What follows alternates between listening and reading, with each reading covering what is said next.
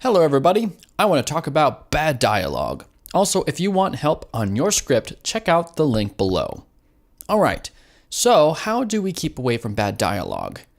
First, we have to define certain parts of bad dialogue and also what brings us to using these bad techniques of dialogue.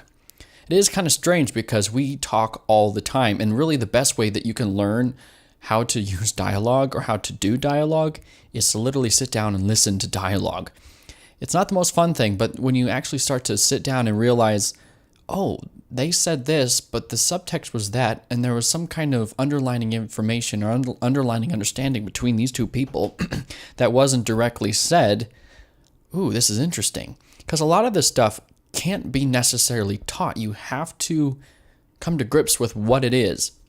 And I'm still on the road to trying to understanding it because trying to understand the human psychology or the psyche of why they say certain things or approach certain things or bring up certain things in a certain way is very complex. And so the best way you can do is just listen, but I will try to give you the best information that I can.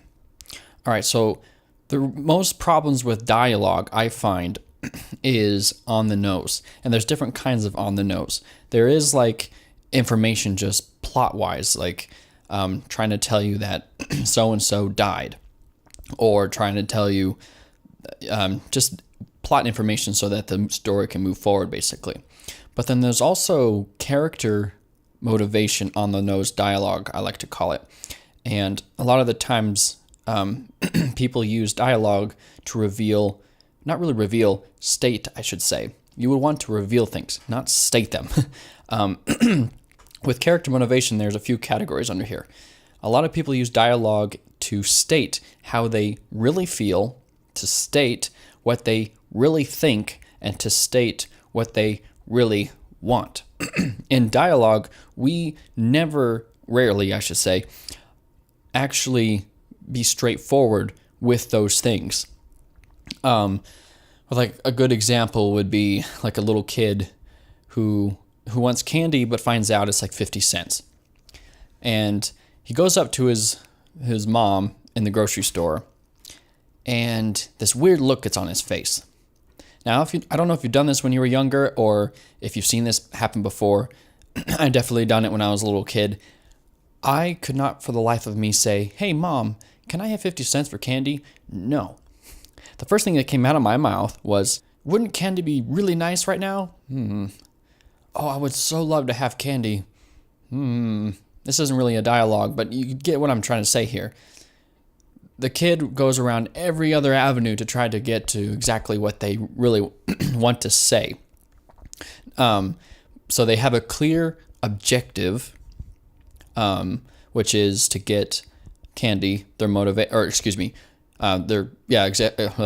objective is actually to get the money. I always mix those up. The objective is to get the 50 cents. Their motivation is the candy. Now, to actually build a dialogue, you would have the mother have her set of motivations and goals, which say it's like she's trying to get out of the store as fast as she can because she's in a hurry. And now her kid, but he wants candy. It is like in her nature to want to give him candy, but at the same time we have to go because we don't really have time to have candy, and so immediately, bam, you have this conflict between the two. And I mean, by itself, that's not like a huge thing, but like if you're in a grand scheme of a plot, then her needing to get out to get out of the store might be a big thing, but now the kid is stopping her from pursuing this plot because something else might happen, and then that's where the conflict comes up. Here's a little tip. Conflict is uncertainty. If you can create uncertainty with your plot, that means you are creating successful conflict. Anyway, so with the kid trying to go in a roundabout way of trying to get their point across, well, that's how we do dialogue. Another great example that's probably a little more connecting is if you find someone you are interested in, but you don't quite know them, or say you want their number, or you want to see if they're interested too, then you will come up to them, and everything that you say will be in a manner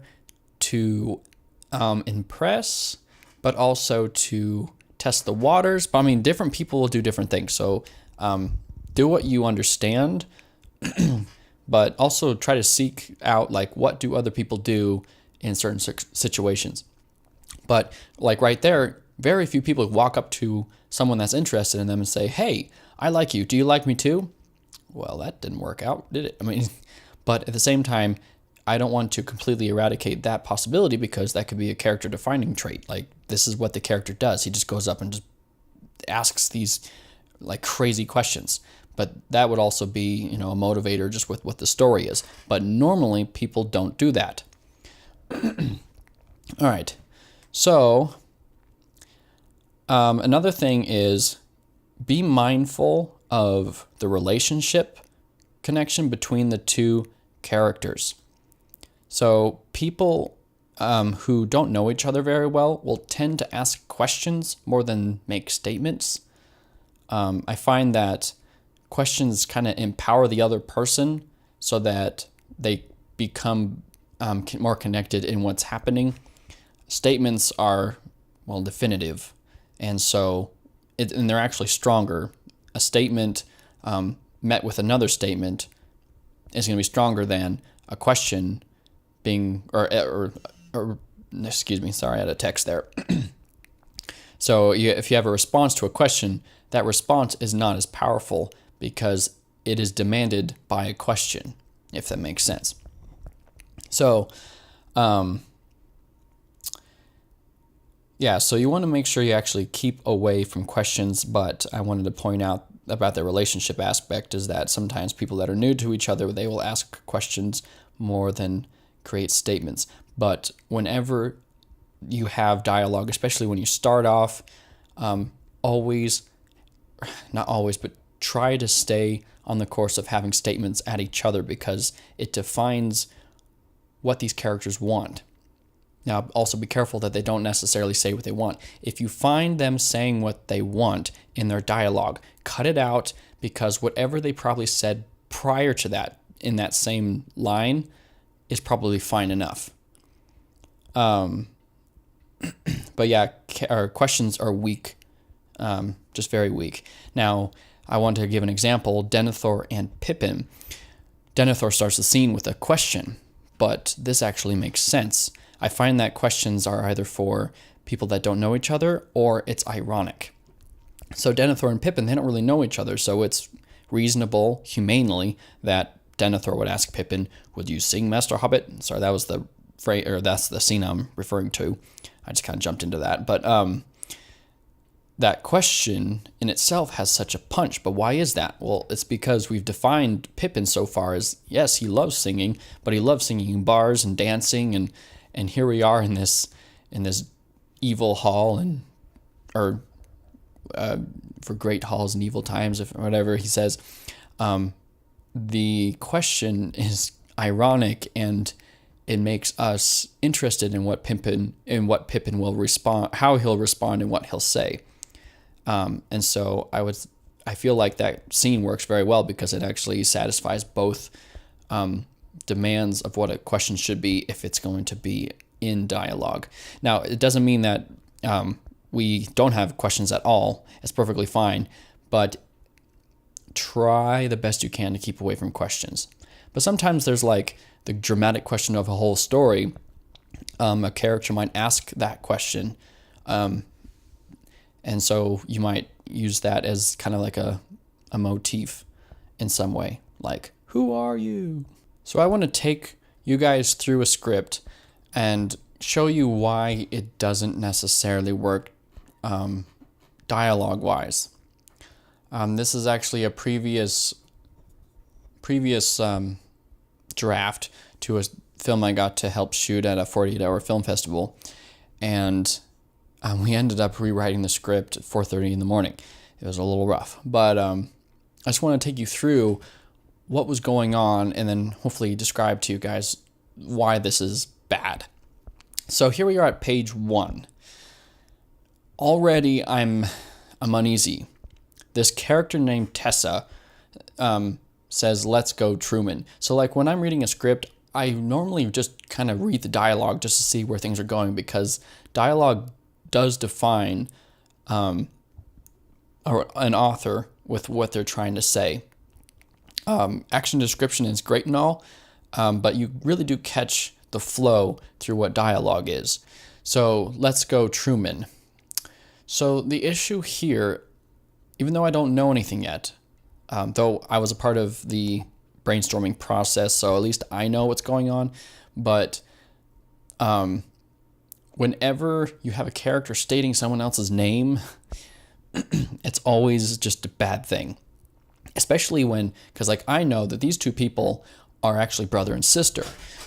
So the circumstance that they're in right now is that they sold their old garage to help themselves pay off bills, hospital bills that was left over from their father.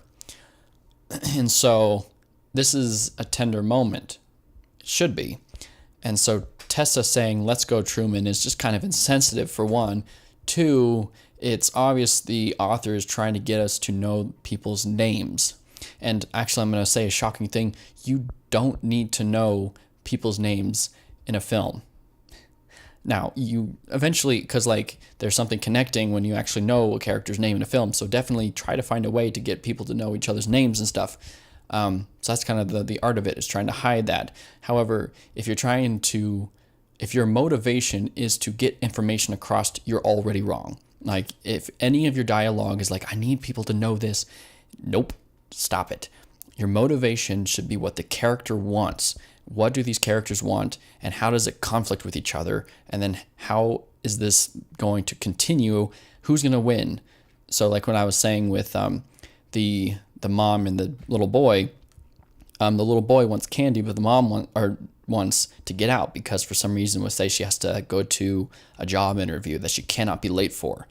And so the tension is who's going to win there. So what if the kid does win? Well, now there might be an effect for the mom not being able to show up on time, potentially because she stopped to give her son candy. And so your motive, your mindset should always be what the character's motivation, objective, like what are they feeling, like those kind of things. So yeah, Let's Go, Truman. It's kind of irrelevant. So we eventually just took it out. And then continuing on, only on the first page, Truman says, looking at old pictures isn't going to bring Dad back. Well, Truman is an a-hole. And we didn't really want to paint their relationship this way, but like throughout the script, they were just like clawing at each other in this weird, it's just unrealistic, and it was really bad, especially because like they just lost their dad and they had to sell things and sacrifice so much for each other. That just does not happen necessarily in a relationship like that, and they're still trying to help each other out. They have a good relationship, and so they wouldn't interact in this way, we would imagine. But also, this statement, again, is motivated by the author to give out information. Looking at old pictures isn't going to bring Dad back. And so they totally bypassed the character's true motivation and internal clockwork just to give us information, but ended up sounding completely wrong. And now it's painting a bad picture so far. It's kind of like a no duh statement, like no duh. Because like, I don't know, you've probably read the action by now, but Tessa, the sister, is looking at these old pictures that are hanging in the new shop that they have, which is like really small, and so it's sentimental and it's delicate and it's emotional. And so for some jerkwad to like say looking at old pictures is going to bring Dad back, well, no, no blank, Sherlock. That's not necessarily a bad thing. However, you have to be careful. Is this appropriate for the environment or scenes setup that you're trying to establish? And this wasn't. But if you wanted to make your character kind of like void of emotion or something like that, sure, that can work. But we eventually completely gutted all of this. I know, ... Did you check the mail yet? I'm sorry, I forgot. I'll be right back. Issue here is that we wanted Tessa to be the main character, and yet Truman is the one that's taking the lead. So Tessa in our short film ended up asking about the mail because also she has a motivation. She's waiting for something in the mail. So you have to keep all this in mind. What is your character's motivation? What is their objective? What is their goal? What is their emotional state? What is their relationship with the people around them immediately? Every single scene needs to have that in mind, and also the whole film too. So these next ones are that I know and did check the mail, but they're not necessarily bad, but the power is in the wrong place. Tessa comes back. Truman says, "Great timing, Tessa." Or excuse me, "Great timing. Tessa, could you hand me the 3/4 crescent wrench? As you can tell here, we're talking like this, prim and proper." Even though right beforehand, I just told you you're irrational by looking at old pictures thinking Dad's going to come back. And then Tessa just cowers, "I know." And now it's like, great timing. Let's just eradicate the emotional implications of what we said before, and we're moving on. Can you give me something, please? "Sure thing. Just a sec here. Got it. Here you go." All right, so the big issue here is, so on page 2, the best way I can explain this is when people try to emulate certain voicings. So like whenever I see people try to emulate Old English, or even like, let's say Lord of the Rings, and I even have this struggle too, and sometimes I'm like, I want it to sound like this, and so I emulate something based on my understanding of what that thing is. It ends up being really bad. And so what's happening here is that Tessa, is talking in such a way where the author doesn't quite understand the sound of dialogue, so they're making the characters emulate the sound of dialogue. But then it ends up being like this corny, poppy, cartoonic. That's not how dialogue actually happens at all, especially in the given circumstance. So you have to be careful about circumstances and all that. Here you go. Thanks for the help, sis. A couple sandwiches would really hit the spot right now. Great idea. I'll get right on that. So right now, really, this whole scene, it doesn't necessarily have, some of them is on the nose, but the other parts is just, it's just not believable. The thing is, because remember in the first video, we talked about dialogue is broken. This is far too thought out. And thanks for the help, sis. A couple sandwiches would really hit the spot right now. The problem there is that is far too articulate. No one would ever say that. Could you make some sandwiches? That's all they'll say. Now, also, given the circumstances, Dad just died recently, and they're going into this old shop, and Tessa is actually looking for a way out because, like, later on she gets a letter in the mail from a place in Nashville, and she's waiting for that just to see if she was accepted or not. And so all these things are in the psychology, and yet this comes out. It's completely impractical. Not impractical. It's just not. It's not correct. I don't know how else to explain it other than that's just not how people would share their thoughts and emotions, and even make what's the word? Hey, can you do this for me? I'll think of the word later.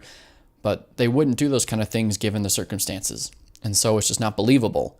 And so that's another thing. Yeah, just make sure when you are in your dialogue, be careful of what the circumstances of your characters are.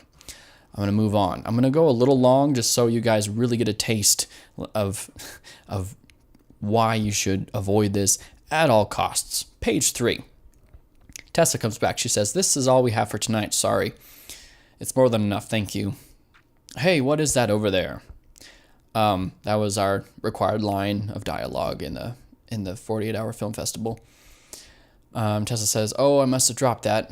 So up until that point, like those 4 lines, or 1, 2, 3, 4, 5-ish, those aren't bad. Those are believable dialogue pieces, though they don't say a lot. They say they're poor, and there's something going on. There's something that shouldn't be going on. Like Truman is like, "Hey, what is that over there?" Kind of should implicate that, hey, there's something going on. I mean, so this is really what subtext sounds like when you try to emulate it in real words. It's subtext. That's why they're not saying it out loud. So when people try to articulate it, it's ambiguous, and it gets more defined as things go on. And so, and through those 5 lines, that is the subtext that's being given to me, and the context of how they are, who they are, and how they live, and all that stuff. So hopefully that gives you an idea of like how that is painted. Truma says, "You sure did." Tessa says, "You didn't read it, did you?" Truman says, "I sure did. A little explanation would be appreciated." Can I help you out? No one talks like that. You have to be careful you don't overdo things. If you're putting too many words down, again, you have to put in your mind, go in the mindset of the character. A grease monkey would never say something like that. And that's just something where it's just like you have to take the word for it. I can't articulate any further. I mean, I guess you could say he might have, say he just finished high school, or not just finished high school. He only finished high school and never really went into college. And so even someone who's in college wouldn't really talk like that unless you, sorry to say it, like divas, where there's a lot of attitude. Like throughout this whole script, there's so much attitude through the whole thing. And so that is something you want to make sure you keep away from. Well, you could read it for yourself. Demo, recording studio in New York. I'm just like, we are dumping information on you. And then ends with cliche, I know. That is a completely irrelevant statement. Like, dialogue is all about trying to get the idea and thought across as fast as possible because we don't have time to sit there and think. And so no one would just stop and say, cliche, I know, but also that's dialogue emulation again. That's just the author trying to emulate what dialogue sounds like, but it's because they don't understand what dialogue really is or what it sounds like. And so in our new rendition of the script, everything that's in Tessa's dialogue in that, or not really dialogue, that monologue in that one section is actually spread out. If you ever find yourself condensing things in one blob or even just a couple blurbs of dialogue, find ways to show it, which I mean, don't let them say it. If there's a piece of information, let's say about the New York thing, we changed it to Nashville just because that made more sense. That's why at the very, very beginning of that scene, we have Truman figure out, hey, there's a letter from Nashville. Bam. Okay, we got that piece of information. And then as things build up, everything that Tessa says here in a big blob is told throughout the whole thing. But instead of smacking people with a buttload of information, we eased it in and also built up more on top of it, because when you do that, you can actually layer more information, which is as odd as it is, even though you say less. You can layer more information when you spread it out like that. And it just becomes far more efficient. On page 4, they're just talking paragraphs at each other. No one speaks paragraphs at each other like that. So I would suggest keeping far away from that if you can. Not if you can, you can. All right, so page 4, really a lot of this. So let's look at Truman, his second line. Okay, so you're saying that we already lost Dad, the shop, the house, and now I'm going to lose you too. So right here is character motivation on the nose dialogue, because this is what he's feeling, but this isn't necessarily what people would say, because it is far too articulate and it's far too when you first feel this, you don't know that you feel it, but it still guides you in what you say, if that makes sense. If you ever find yourself talking, try to figure out, why did you say that? And then a little bit later, you might find out, oh, wow, I was actually really frustrated about something or whatever. It's so weird about us humans. We don't actually realize what moves us to say certain things. And you find out it's because you've been bitter about your father for 10 years or whatever. I don't know, all these weird things. And so, yeah, that line right there, like, so you're saying you already lost dad. So right now, his subtext is, or not, kind of like his motivation to say what he's going to say now is that he's going to feel alone. And why would you leave me? I don't want you to leave me, Tessa. And then Truman, a little bit later, says, Tessa, I can't handle the burden of trying to pay medical bills, living out in an RV. And you can already tell they're never going lists like that, because no, don't do it. And but you see here, there's a lot of motivation in what Truman is trying to say. That should be his motivation throughout the scene. That should not just be a dump. No one will ever actually articulate things like that. That will happen in his gut, and that gut feeling will motivate to what he says. If you're revealing the motivation, if he says, I want, I hope, any of those things, and they say a line, that